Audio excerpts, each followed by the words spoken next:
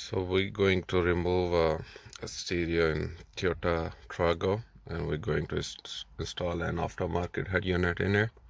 So I'll show you how to remove the stereo. So first we are going to pry this panel out first. So because I got camera in my hand, so I'll have to pause it first and I'll pry this and I'll show you later.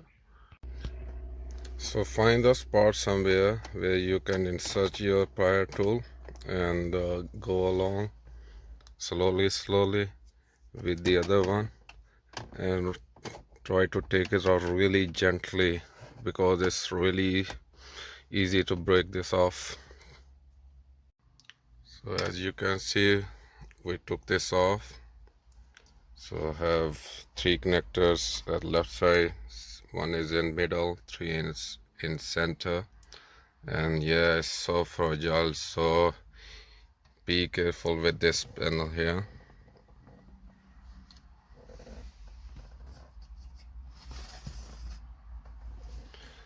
And after, we'll just remove this panel. So there is no any screws around, you just have to take it off, and then we'll get access to this stereo here. So this whole box, the top box and this whole air one, is a single piece unit.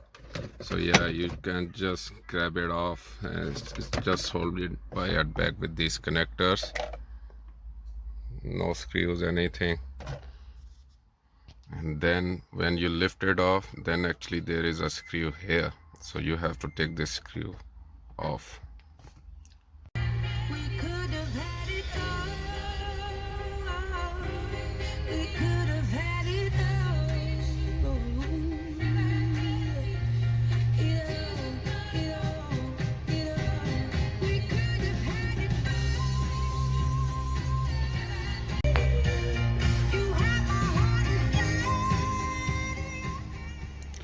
So finally we installed that in Toyota Trago, and yeah, that's the final look, and it looks like it's a genuine one in there. Thanks for watching, and please don't forget to subscribe.